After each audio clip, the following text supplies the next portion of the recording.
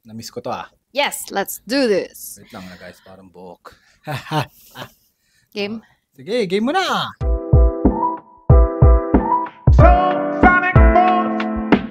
Welcome kayo dito sa Tara Podcast or Travel and Real Adulting Podcast. I'm Jamie. And I'm John. Pag-uusapan natin ngayon ay travel, real adulting, at kung ano-ano man. At season 2 na ito. Uy!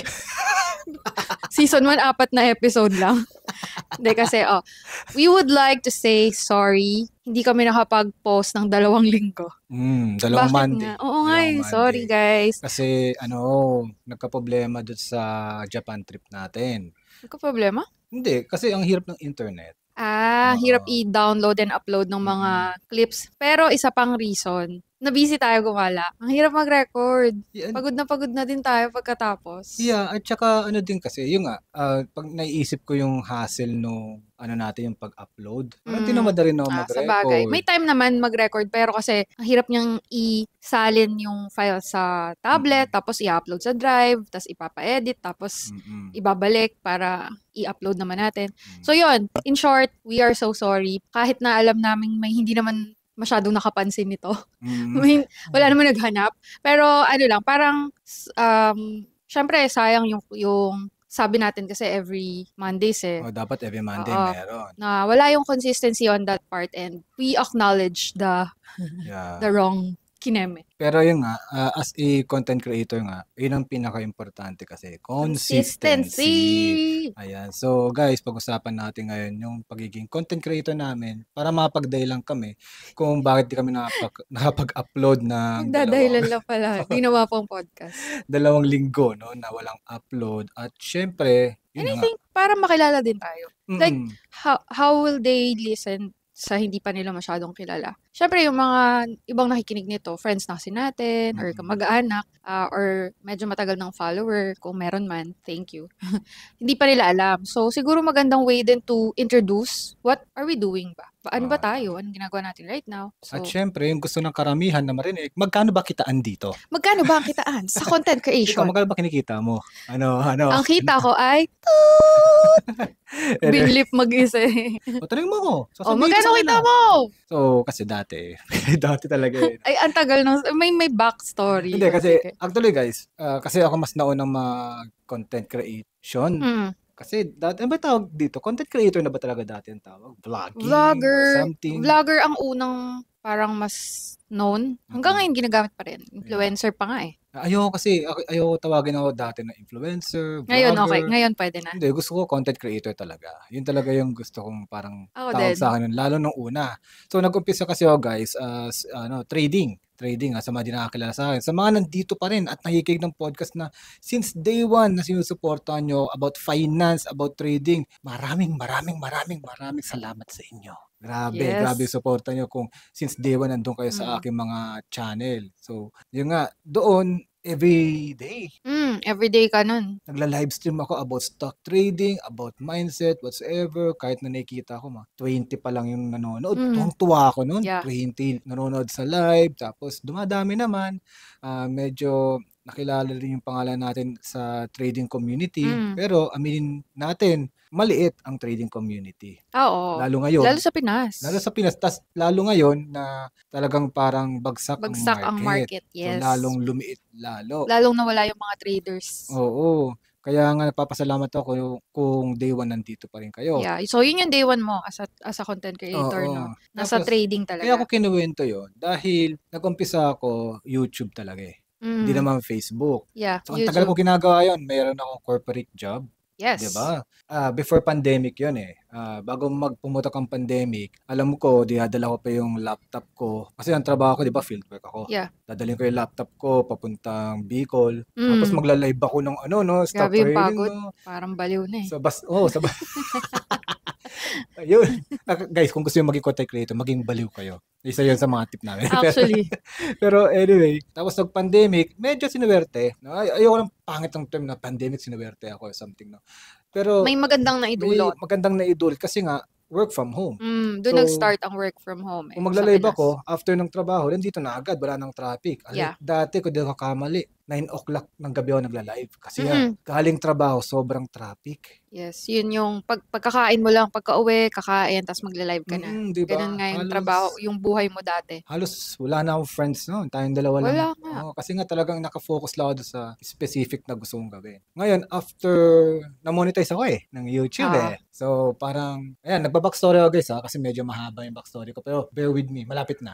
Para malaman yung kitaan. Okay, yan So, di ko alam kung 1 year or 2 years ng consistent ng pagla-live, pag-upload ng mga video, ng mga mindset whatsoever. Yes. Nag-post ako noon. Di ko lang alam kung mahahanap ko pa, kung magkano yung kitaan whatsoever. Parang, ang pinost ko yata, yung unang kita ko, 10,000 yata yun or 5,000. YouTube monetization. Parang 10. 10,000, Yo, tuwan-tuwa ako nun. 10,000, guys. Pag first time ipopost no? Yes, 10,000 We're guilty. after 1 year or 2 years. Parang 2. 2 years. So, after 2 years, naka 10,000 ako. From 2019 to 2021. Yay!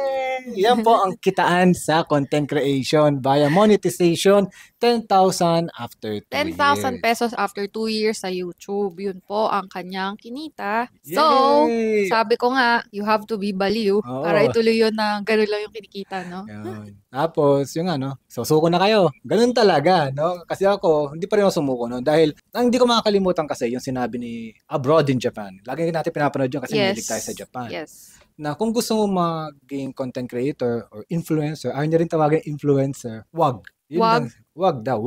Pero, ang gawin mo, umanap ka ng hobby mo, ng gusto mong gawin sa buhay, then, i-share mo online. Okay, gets. Okay, gets ko na. Para lang mas malinaw, no?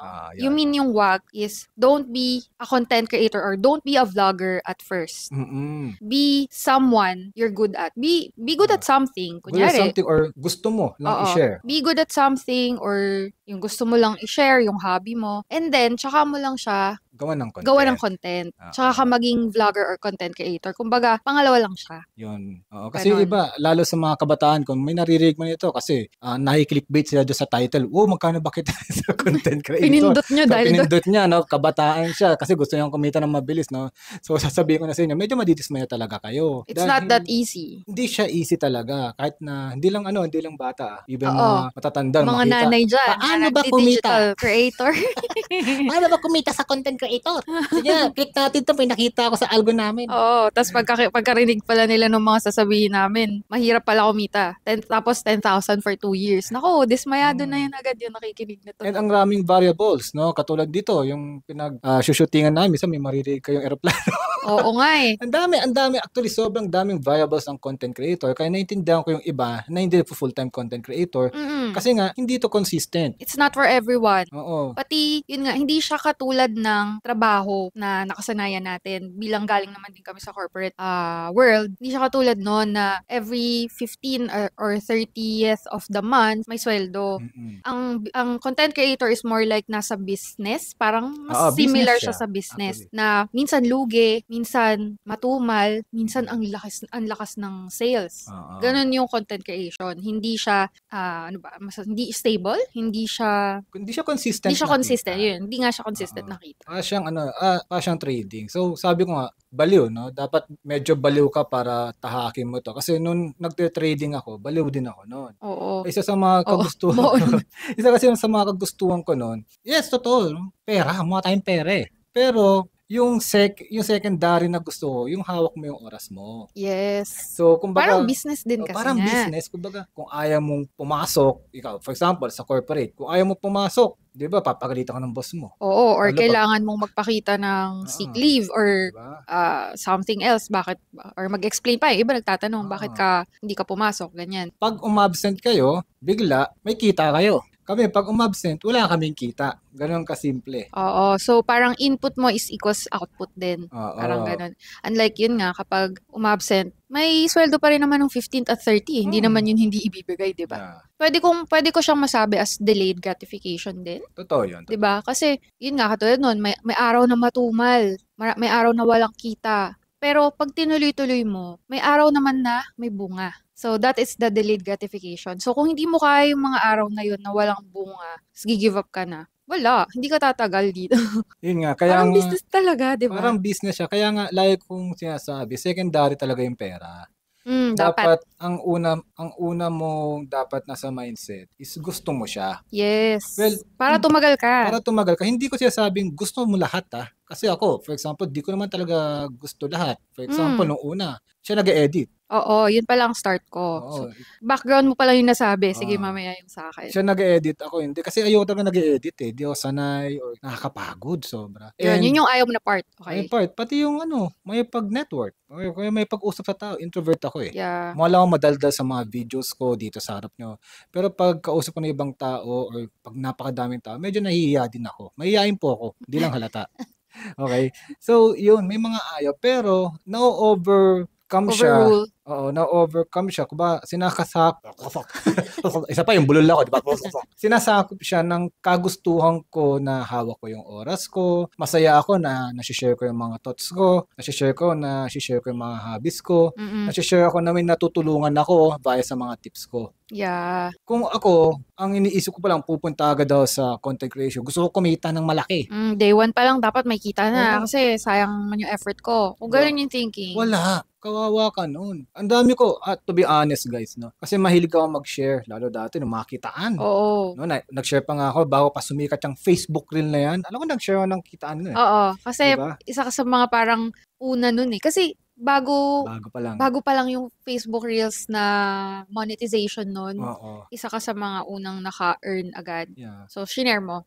So, may mga na-hype? Yeah, marami. Pinost mo? Even sa trading, ang daming na-hype sa akin. Kasi nga, mahilig talaga ako mag-share na, kasi hindi ako believe sa sarili ko sobra When I say that, feeling ko, kung ako kaya nyo rin. Ganun ang thinking ko Kaya ako share to, dahil kinaya ko, baka kaya nyo rin. Ganun ako, para hindi ako madamot Number one, di ako madamot sa mga tips na baka kunin nyo yung, kumita din kayo, wala akong pake. No? Kung kumita tayong lahat. Kumita tayong lahat. Kasi at the end of the day, lagi ko na sa mindset, ganito yun Kumita, for example, nakakuha kayo ng tips sa akin, kumita kayo, lahat kayo. Naunahan nyo ako, gumaling kayo sobra. Kayo naman gagayahin ko kung paano kayo gumaling. Ikaw naman kukuha ng tips sa kanila kasi nalampasan ka na. Yes, kasi gano'n lang naman evolution ng tao Kaya nga tayo... Kaya pa-improve ng pa-improve. Pa-improve Ngayon, kung ako lang ang pinamagaling, for example, paano mag-i-improve? Yeah, stuck ka na rin, no? Stuck ako, hindi pwede. Kaya sinashare ko yung mga gusto kong i-share. At nakakatulong din siya sa akin. For example, nakashare ako ng ganito, travel tips. Tapos, syempre, may magtatanong, blah, blah, blah. Tapos, lalabas din sa algo ko, puro travel. Syempre, dahil puro travel, tatambay ka sa travel. May mga instances na natutulungan din ako doon sa algo na yun, na nakikita ako na, uy, travel to. Uy, di ko pala napupuntahan to. So, nagtutulungan tayong lahat. Yun lang yung akin. Parang good karma. Yeah. Umiikot siya, no? Kasi you give tips, you give help, ganyan, give value. In return, may nakukuha ka ring value from iba-ibang tao, iba-ibang entity. Yeah, kumbaga, yun yung story ko as a content creator na ilang taon ko na ito ginagawa. 5 years? Tama ba? 5 years pa. Oo, kasi magti-3 ako. Nauna ka sa akin ng 2 years. 5 to, magsi 6 years this year. Huh? Kasi 2019, 2025 na ngayon Mag-6 na taon na ako this year. And it is not smooth sailing. Sinabi ko nga, after 2 years, kumita na ako ng 10,000. Sa YouTube, yeah. Sa YouTube. Then, may consistent ako nakukuha na sa YouTube after na. Hindi naman puro after 10,000, puro 10,000 agad. Hindi. 500. Sasabihin ko na sa inyo, every month sa YouTube monetization, 500, 600. May pumutok ako at kumita ng malaki. Hindi ko na sasabihin. Basta nagtuloy-tuloy din. Kaya ako nag-decide na mag-BIR at mag-resign sa trabaho. So, kumbaga, spark lang yon. It sparked something. Yung 10,000 na yon, naka-break ng barrier nung 2 years mo na parang wala. Yung 10,000 na yon na first kita mo sa YouTube monetization, after 2 years nga, nag-spark to something bigger. At doon na nag-start. Doon ka palang nag-start mag-earn or anihin yung tinanim mo nung 2 years na yun na wala halos kita. Medyo, sobrang crazy naman if, kunyari, nag-stuck sa 10, tas tumutuloy ka pa rin ngayon na walang in-improve from that. Yun na yung crazy talaga. Kaya oo nga, crazy nga yun. Diba? Kaya nga di ko sasabihin kung magkano yung sahod ko nung nag-resign ako. Pero, yun nga, the fact na nandito pa rin siguro ako at ginagawa ko to, siguro parang same siya ng kita ng trabaho ko dati, at least. Ayun lang ang sasabihin ko. Kaya nandito tayo ngayon na nagagawa ito. At Ganon. least yun and up and down pa ang kita. Sabi nga natin, hindi consistent ang earnings ng content creator. Kumbaga, medyo subpar na siya sa minimum sa dati mong works corporate. Kumbaga nakaka-luwag-luwag ba tawag? Oo, nakaka-LL. Nakaka-LL, ang tawag nakakain naman kami ng 3 beses sa isang araw. Very minimal naman yung sabihin. Nakaka-LL na lang. Nakakaluwag-luwag. More than enough. Yeah. So kaya nga tinutuloy-tuloy pa rin natin kasi it's working. Yan, tinatawag na po kami ng may dumaan na naman ng aeroplano. Ng travel. Nandito kami ngayon sa NAIA Terminal 3. Joke lang, hindi. Anyway, yun lang yung kwento ko. Yan, sinabi ko nga sa inyo kung magkano kitaan ko. 10,000 for 2 years. Tapos kung tatanungin niyo ako from 2 years to 5 years at nagtataka kayo, bakit di na nag-share ng mga kitaan? Kasi ayoko na, no? Para kasi nami-misinterpret kasi ng iba, lalo yung iba pag nakakita ng pera lang na post, kala nila madali lang, no? Tapos hindi naman babasahin yung pagka-bla bla bla, pagkahaba-haba ito, ng hindi papakinggan to yung sinabi namin na yung process before that, bago na-achieve yun. Magpo-focus lang sila doon. Kasi pag pinost mo, tama ka doon, magpo-focus lang sila doon sa, ay shit, kumita siya ng ganito. Ako nga rin, papasok.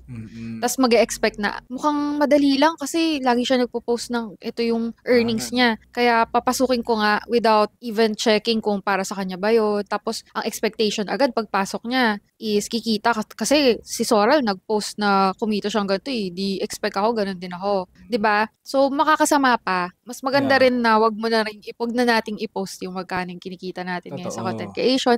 Basta masasabi ko lang is it's working for us right now. Hopefully mag-sustain pa. Kasi nga ano ba? Ang hirap no? Parang basta ang pangit kasi pag sinabi mo parang pinagkalat mo kung magkano yung kinikita mo. Di na ako fan doon. Actually dati ginagawa ko yun kasi para maka-inspire, pero at the end of the day baliktad. Mainggit. Baliktad yung nangyari. Hindi lang sa naiinggit. Ine-expect nila madali yung ginagawa mo. Nagkakaroon ng expectation na parang ang dali tingnan for you. So, yun na in-expect na nila. Madali lang. Okay, ako din. Parang yung skateboarding. Pag nakikita natin sa online, ang dali na ng skateboarding. Nung nandun na kami. Snowboarding. Ano yung skateboarding? Skateboarding, snowboarding, parehas lang daw yun. Skiing? Skiing or snowing. Snowing. Nagkamali-mali na. Snowboarding. Snowboarding. Yun yung best example yun na. Kaya namin madali. Pagdating namin doon, ang hirap pala. So, ganun din ang content creation, no? Or pagiging content creator. Pero this is not to discourage anyone sa pagko-content creation na kasi we had our fair share na ma-discourage dyan nung umpisa natin. May mga nagsabi, naku, saturated na yung space na yan. Naku, wala namang kita talaga dyan. Mahirap yan.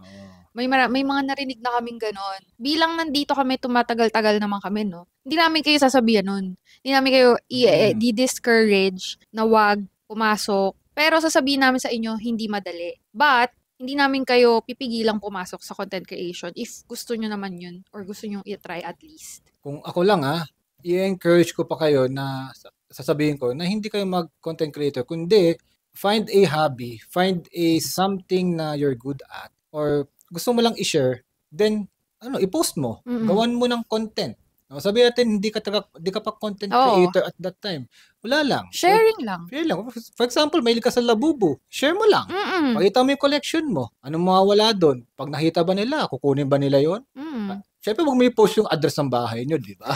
Baka nakawang kayo. Yung mga ganun lang. Mga simpleng ganun. You will never know. Baka may mag-viral at baka mag-spark something na di natin alam baka biglang kontahin kayo ng labubu. Ay, pwede ba padalang kita ng ganyan. Then magsa-start na nga ng something, no? Baka mag-open ng opportunities. Or if not naman, then na-find out mo na hindi for you, di at least alam mo na, X na yon, next ka. Hanap ka ng next mo na gagawin. So baga, na-find out mo sa sarili mo na hindi sa akin yung content, para sa akin yung content creation. Pero I still love doing, kunyari yun, yung collect ng labubu. Di stick to that.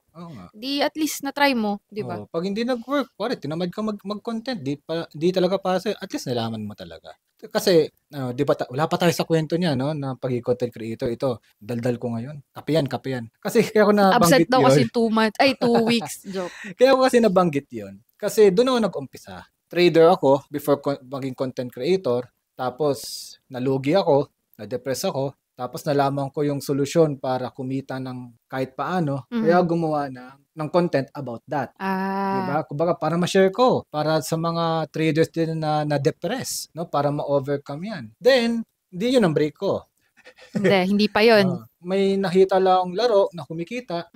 Shinare ko rin. Doon nag-open ang mga opportunities. Hindi pa doon talaga yung pinaka-break ko. Kasi nag-share ako ng isang clip ng basketball na tuwang-tuwa ako. Nag-boom. Nag-boom siya at nagtuloy-tuloy. At hindi pa rin yun yung break ko. Kasi feeling ko may break pa in the future. Kasi nag-share naman ako ngayon ng travel. To be honest guys, kumikita naman ako hindi through monetization but through affiliate naman. Affiliate link, yeah. At minsan, yun nga, nagkaroon na rin tayo ng mga ibang brand deals.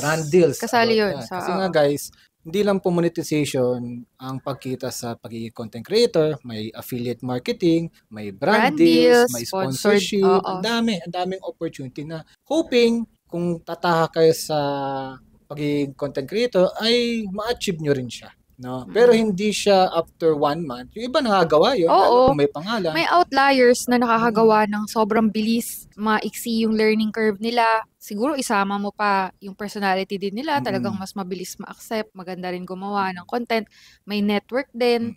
So yun, mas mabilis sila. Pero since kami nagkukwento, sorry namin, hindi ganun kabilis. Yeah. Sa kanya nga 2-3 years, ganun. Kung katulad namin na normal na tao lang, average people. Walang kakilala. Walang kapit, walang kahit ano. Walang kakilala. To be honest, sa circle namin, kami lang yata ang content creator. From high school to college to relatives. Wala din akong kilala. Ang kilala lang natin ngayon na content creators is nakilala lang natin sa pagko-content. Dahil content creator sila. Pero yung galing sa circle talaga natin na friends nga, wala. Tayo lang. Wala. Kaya napagkakamalang kami baliw, no? Kasi ginagawa pa rin namin to kahit sinasabi nga ni Jamimoy Vlogs na may nagsabi na saturated na yan, wala na yan, hindi kikita dyan. Marami talaga. At marami din na nagbigay ng support. Maraming salamat. Meron naman, oo. Maraming salamat. Nandiyan since day one, no? So, lalo yung mga nakikinig ngayon dito, malamang kayo rin yung sumusuporta since day one from Soral to Jamimi Vlogs. Thank you so much! At dahil dyan, ibibigay ko naman ang kwento ni Jamimi Vlogs kasi baka sawang-sawa na kayo sa kwento ko dahil masyado ako ma-share. Ako? Ano ba ang kwento ko sa start ng content creation? Kasi, tama yung sinabi mo na hindi ka dapat mag-start as a content creator. How I started is way back before na nag-e-edit ako sa'yo. Nagko-content ka na nun, hindi ako nagko-content, pero editor mo ako. So, kumakalikot na rin ako ng mga socials. Ako nag-upload, ako nag-e-edit. So, ako nagta-thumbnail, ganyan. Pero, kung kakalkalin mo pa yung before, mahilig talaga akong gumawa ng videos. Before music videos. Before pa nung nagko-content ka. Wala pa yatang term na content creator noon. Siguro mga 2013, 2012, 2013. Yun yung start na nagta-travel na tayo kasi may pang gastos na tayo eh. Tapos nagbabanda rin tayo.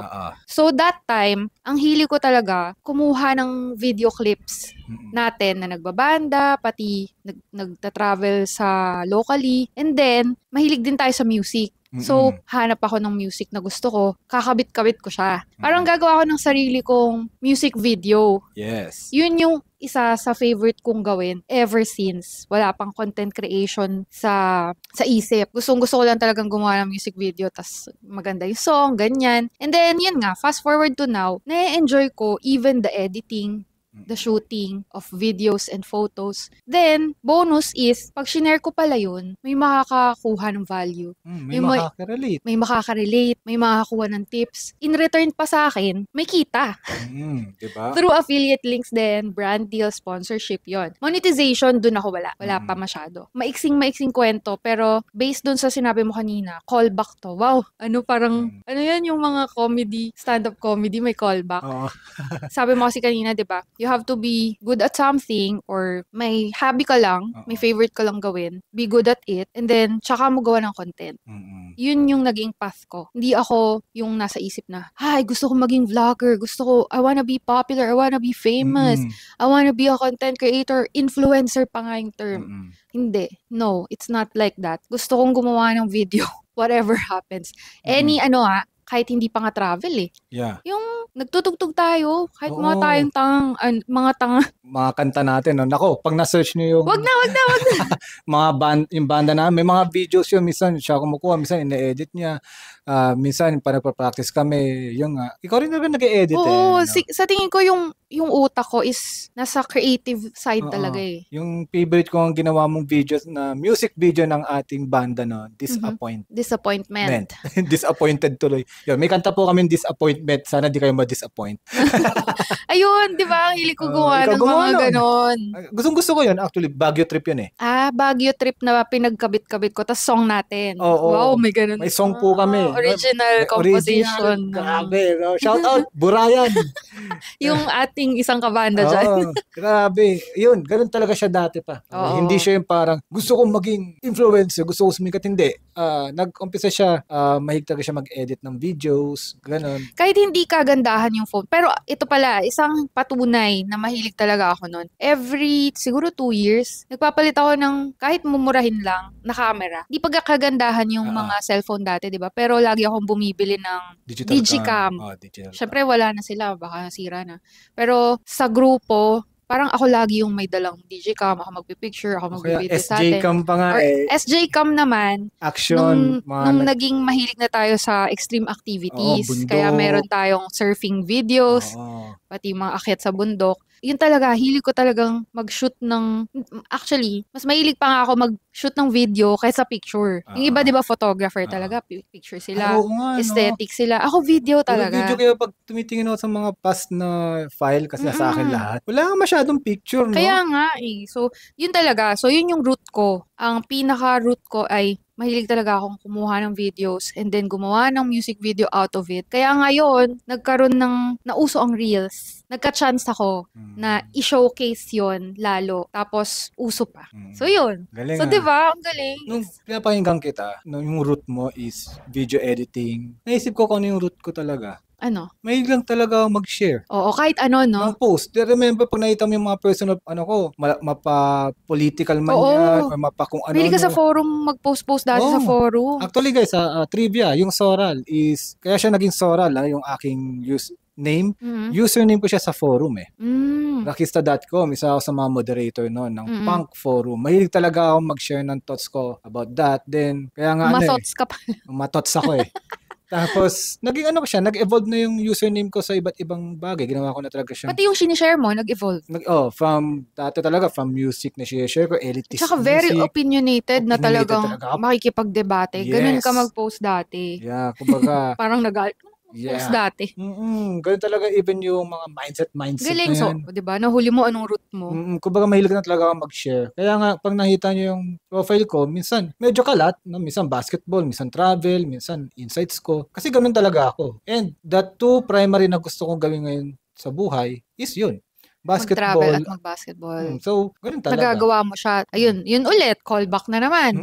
Yun yung gusto mong gawin ngayon, tsaka mo siya i-content at i-share. Hindi the other way around na magko-content ako, tas tsaka pa lang ako maghahanap na ano bang i-share ko? Ano bang maganda? Tapos, dahil kakaisip mong ganun, dahil wala kang root na gusto mo talagang i-share, ang tendency is you do clouds or panay trend na walang soul. Sorry to say that. You do cloud, you do trend, or mapaparalyze ka na lang na hindi ka na lang gagawa kasi hindi mo na alam kung ano ka eh. Kaya, just be you lang talaga. Kung gusto mo mag-content creator, ikaw lang. Ikaw talaga yung brand mo. Ako, minsan naisip ko, paghiwalay ko kaya yung mga contents ko. Tapos nung isipin ko na hiwalayin, sasabihin ko sa sarili ko, hindi ako yun Talagang combined yun eh. Yung ikaw eh, no? Di ako solely for basketball. Kasi di naman tayo nasa PBA, no? Or NBA. Tapos di naman ako solely travel. Di ba? Yun talagang ginagawa ko. Pag di nagtatravel, nagbabasketball. Pag di nagbabasketball, nagtatravel. Diba? So, eventually, balang araw, baka mag-evolve din yun. I may lose some followers, I may gain some. Just like any other content creator, influencer dyan, minsan may kita nyo lang, sumikat siya sa ganito. Pero pag binacktrack nyo yung kung ano siya nagsimula, magugulat kayo na, ang layo. Ang layo pala. Bigyan kayo ng example sa British siya. British na YouTuber na pinapanood namin dati, si C-Dog VA. Okay. C-Dog VA, ang puro vlog siya. Ngayon, dati nung pinapanood namin, pero ngayon, live stream siya sa Twitch, kung di ka kamali. Yun na yung content niya. Pero ang pinakaunang content niya, kaya nga pangalan niya C-Dog VA, voice actor siya. Pinapakita niya yung boses niya tas iba-ibang clips, Oo. parang ganon. Voice acting. Diba? Ang layo ng jump. Kasi nga, nag-e-evolve ka as a content creator. Yeah. You will evolve. Because ikaw as a person, mag-e-evolve ka rin. Katulad yung iba, nag-umpisa sa mga, yung ang tawag doon, yung mga dab-dab, o kaya, Oo. o yung mga ang tawag doon, skits. Skits. Tapos nag-evolve na sila to lifestyle, to travel, To comedy. to comedy. Yeah. Kasi once na mag-stick ka lang, as a person, alam mo rin na hindi ka nag-improve through time. Tsaka parang imposible yun na wala kang bagong magugustuhan sa buhay or wala kang ibang gusto, isa lang. Hindi pwede yun. Isipin mo, di ko nga masyadong ina-agreehan yung mag-niche down totally. Ako rin. Na yung tipong, ito lang ipapakita ko sa inyo kasi pag iniba, baka maguluhan kayo or whatever. Pero nung una, naiisip ko may point, oo nga no, ganyan.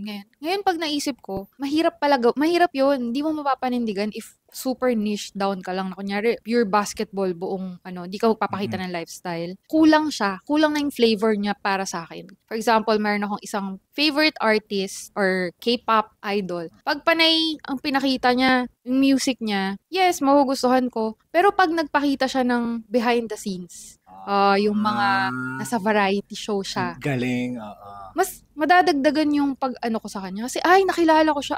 Umuutot siya sa camera. Di ba? Parang may halong realidad na. Hindi na siya super pedestal na idol na nasa pedestal na tipong parang God na. Walang mali, ang galing, perfect. Pero pag pinakita yung mga ganong side, yung mga nakakatawa pala siya, para sa akin, mas maganda siya ipakita. Yeah. It's your brand as a whole. It's your brand as a whole. Pero may mga talaga, may mga niche down din. For example, yung mga solely... If it's working for them. Usually yun yung mga fan page. For example, Golden State Warriors na page. Okay. Siyempre, pag ganon, pag naglagay ka ng kung anong-ano, magagalit. Kasi nga, ni-niche down mo na siya as a fan page na page. Usually mga fan page yun. Pero pag ikaw, gusto mo talaga maging content creator talaga. Hindi yung parang fan page, hindi lang yung parang, ang tawag doon, yung news page, mga ganon.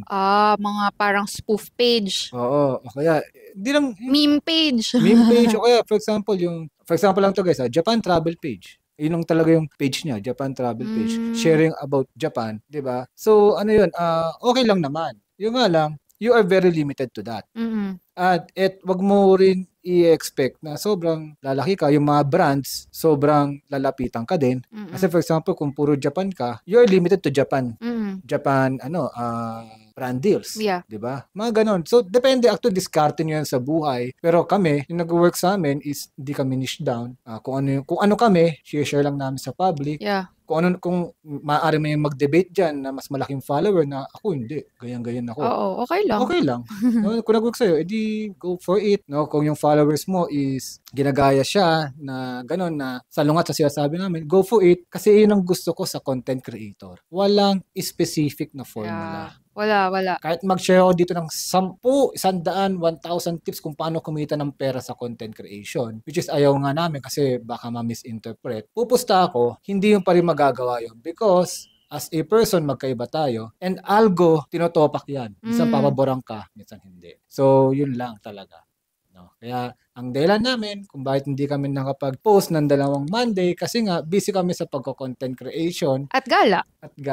Yun. Yun lang talaga yung gusto namin iparating sa inyo.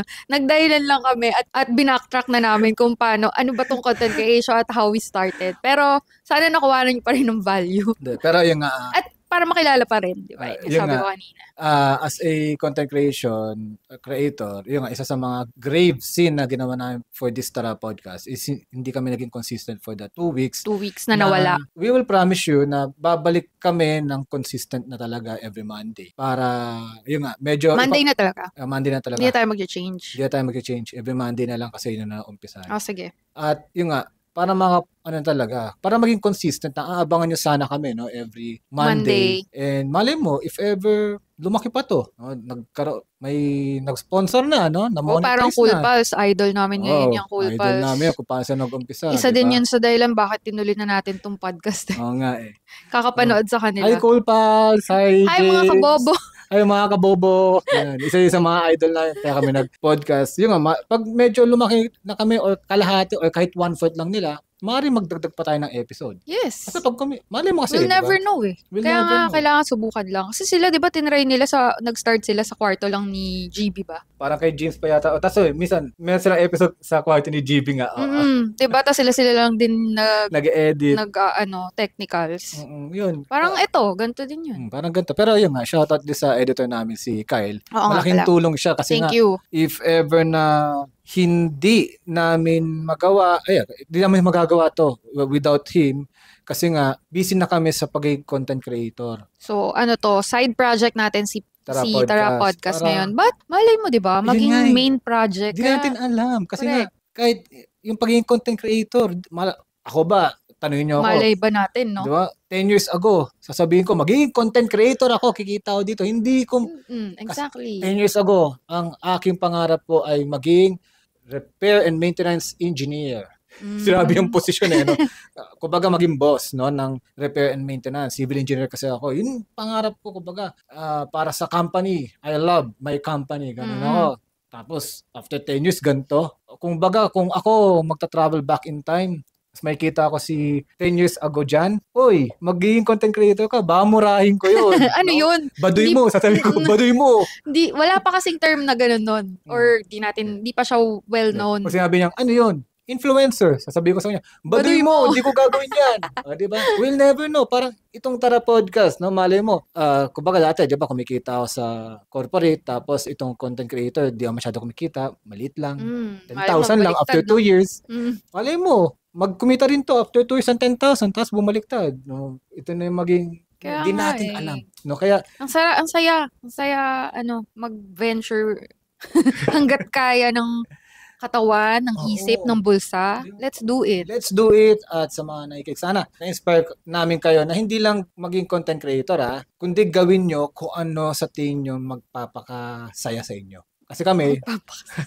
Gawin nyo ang magpapasaya sa inyo. Magpapasaya. Kasi kami, nakita nyo, patawa-tawa lang kami dito. No? Yeah. Masaya kasi kami sa ginagawa namin. Itong podcast na to, wala pa itong kita. Wala pa nga masyadong nanonood. Pero masaya kaming gawin because based on our journey, ganito rin nag-start yung content creation eh. We're not saying na super successful na namin right now but it's enough. It's enough para makakain na 3 beses sa isang araw. Hanggang sa susunod. Uy, mamagalit yung Cool Pals. Ayun. Wala ako. Basta, it's enough. That's why we're continuing this sa field na to. At sana yung podcast din. Kaya sana mag-follow kayo sa aming mga socials dito sa The Tara Podcast at The Tara Podcast. At syempre, yung Spotify namin, dagdagan na natin din yung followers. Oo, please naman. At yung makikinig. Please. Please. Yun. At syempre, follow our socials as well. And kung magta-travel kayo soon, use our Klook codes, Jamimoy Klook and Soral Klook. Nakaka-help siya sa mga travel expenses namin kapag ginamit yun. So, very transparent naman kami. Sinasabi rin namin sa socials na nakakatulong siya sa aming travel expenses through commissions kapag ginamit yung mga codes namin. Diba? And sa bills din, nakakatulong. Kaya maraming salamat sa inyo. Keep on using it. Follow us and anything else. Wala, yun na. Nasabi ko na lahat. Yay! Salamat. Bye-bye. Salamat. See you sa next episode. Next episode. Promise, Tuloy-tuloy na na to. absent. Tuloy-tuloy na to. Okay. Minto pang kayo, kala mo eh. Uy.